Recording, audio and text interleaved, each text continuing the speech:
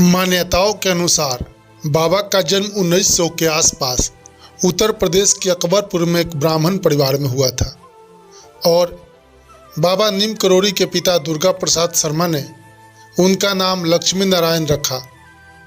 महज 11 वर्ष की उम्र में ही बाबा का विवाह करा दिया गया। कुछ समय पश्चात 1958 में बाबा ने अपने घर को त्याग दिया था।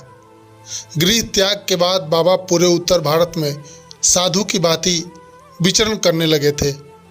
इस समय के दौरान उन्हें लक्ष्मण दास, हांडी वाला बाबा के नाम और तिकोनिया वाला बाबा सहित कई नामों से जाना जाता था।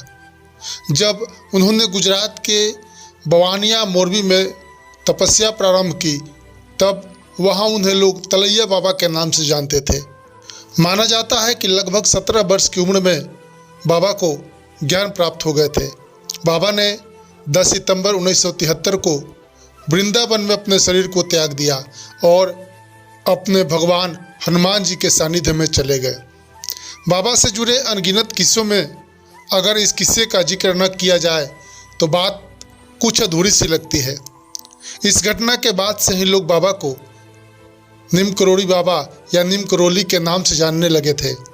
एक बार बाबा ट्रेन के फर्स्ट क्लास कंपार्टमेंट से सफ़र कर रहे थे। जब टिकट चेकर ने पाया कि बाबा के पास टिकट नहीं है तो कुछ देर बाद नीम करोड़ी गांव के पास बाबा को ट्रेन से उतार दिया गया। बाबा ट्रेन से थोड़ी दूरी पर ही अपना चिमटा धरती में गाड़ कर बैठ गए। ऑफिसर्स द्वारा ट्रेन को चलाने का ऑर्डर दिया गया, लेकिन ट्रेन 1 इंच भर भी अपनी जगह से नहीं हिली। जब बहुत प्रयास करने पर भी ट्रेन नहीं चल पाई तो एक लोकल मजिस्ट्रेट जो बाबा को जानता था ने ऑफिसर्स को बताया कि बाबा से माफ़ी मांगने और उन्हें सम्मानपूर्वक अंदर लाने से ट्रेन चल सकती है। ट्रेन में सवार अन्य लोगों ने भी मजिस्ट्रेट का समर्थन किया। ऑफिसर्स ने बाबा से माफ़ी मांगी और सभी लोगों ने बाबा को ट्रेन में बैठने का आग्रह किया। बाबा के ट्रेन में बैठने के कुछ ही पलों में इंजन स्टार्ट हो गया और ट्रेन चल पड़ी। भारत देश के अन्य किसी भी साधारण से गांव जैसा ही ये गांव नीम करोड़ी पूरे विश्व में जाना जाने लगा और बाबा को लोग नीम करोली नाम से जानने लगे।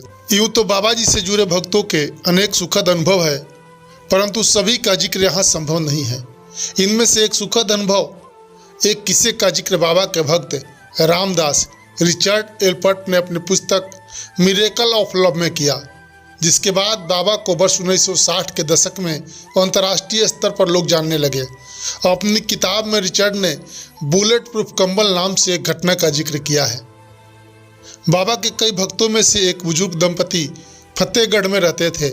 एक रात बाबा नीम करोली उनके घर आए और बुजुर्ग दंपति से कहा कि आज वे उनके घर पे ही रुकेंगे। बाबा सारी रात कष्ट से कराहते रहे, जैसे कि उन्हें भारी कष्ट हो रहा हो। सुबह बाबा ने बुजुर्ग दंपति को एक चादर लपेट कर दी और बिना देखे नदी में प्रवाहित करने को कहा। बुजुर्ग दंपति ने वैसा किया भी। जाते हुए बाबा ने कहा कि चिंता मत करना, महीने भर में आपका बेटा लौट आएगा। लगभग 1 माह के बाद बुजुर्ग दंपति का इकलौता बेटा बर्मा फ्रंट से लौट आया। वह ब्रिटिश फौज में सैनिक था और दूसरे विश्व युद्ध के वक्त बर्मा फ्रंट पर तैनात था।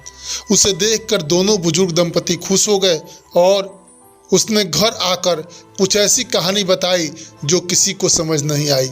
उसने बताया कि करीब महीने भर पहले एक दिन वह दुश्मन फौजों के साथ घिर गया था। रात भर गोलीबारी हुई, उसके सारे साथी मारे गए, लेकिन वह अकेला बच गया। मैं कैसे बच गया यह मुझे पता नहीं। उस गोलीबारी में उसे एक भी गोली नहीं लगी। रात भर वह जापानी दुश्मनों के बीच जिंदा बचा रहा। सुबह तड़के जब ब्रिटिश टुकड़ी आई तो उसकी जान में जान आई। यह वही रात थी जिस रात नीम करोली बाबा उस बुजुर्ग दंपति के घर पर रुके थे।